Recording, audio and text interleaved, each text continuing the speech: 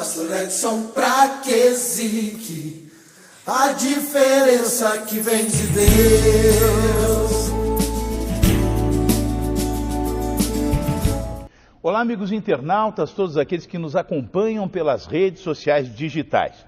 Estou na Assembleia Legislativa, junto com meu bom amigo Fumaça, para realizarmos mais um Papo de Bola. Nesse espaço, ao fundo, as duas placas alusivas aos 150 anos de Legislativo Estadual. De decisões tomadas? De decisões, bem lembrado. E por falar em decisão, Fumaça, que negócio é esse dessas decisões equivocadas, ao meu ver, dos árbitros, né, que tem causado tanta indisposição, tanto mal-estar?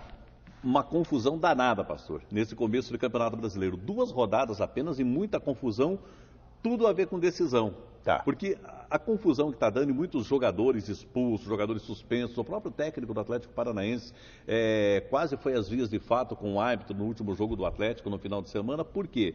Porque os árbitros estão errando demais nesse começo de campeonato. E o pior tem a ver com isso, decisão.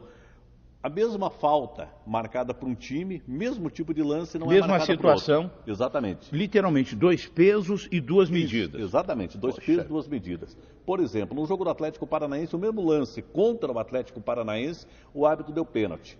Alguns minutos depois, a bola bateu na mão do zagueiro do Atlético Mineiro, mesmo lance com interpretação diferente, o árbitro não deu nada. É o que eles chamam, na ironia, o apito amigo. Exatamente. Poxa vida. E não é só contra o Atlético Paranaense, isso aí aconteceu em vários jogos nessas 2 rodadas do Campeonato Brasileiro. E aí entra naquela velha discussão. O técnico reclama, é expulso e é punido, é suspenso. O jogador reclama, é expulso, é suspenso.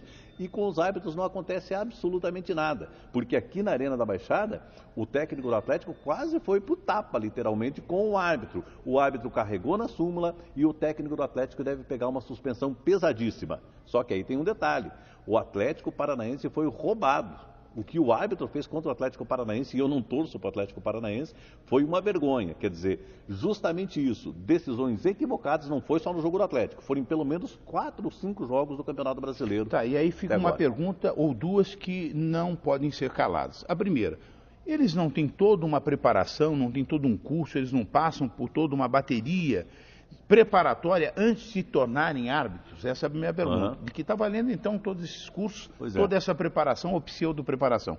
A segunda coisa, não existe um tribunal, uma instância que julga esses casos? Os juízes não são submetidos a esse tribunal ou só os jogadores? Só os jogadores que são julgados pelo STJD, que é o Superior Tribunal de Justiça Desportiva. Os árbitros são julgados por uma comissão dentro da própria comissão de arbitragem. Tá.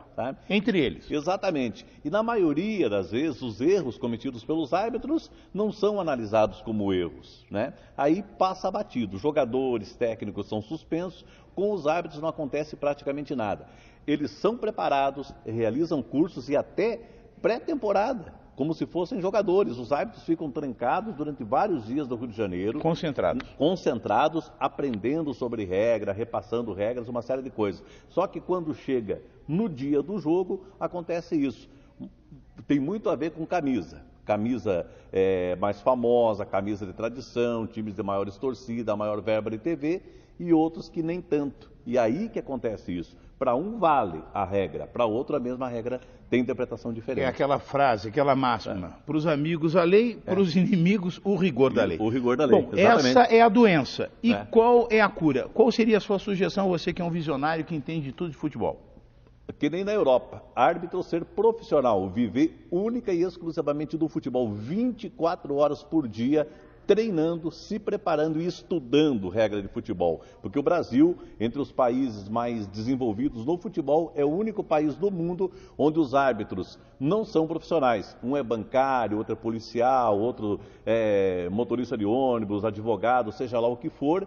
E nas horas vagas é árbitro de futebol. Quer dizer, enquanto não profissionalizar os árbitros, viver só disso 24 horas por dia, vai continuar acontecendo. Entendi, eles dão o melhor para as suas profissões e o resto, a sobra, se me perdoe, não sobra tempo para se especializar. Eles dão para o futebol. Se modernizar, exatamente. Puxa vida. É isso.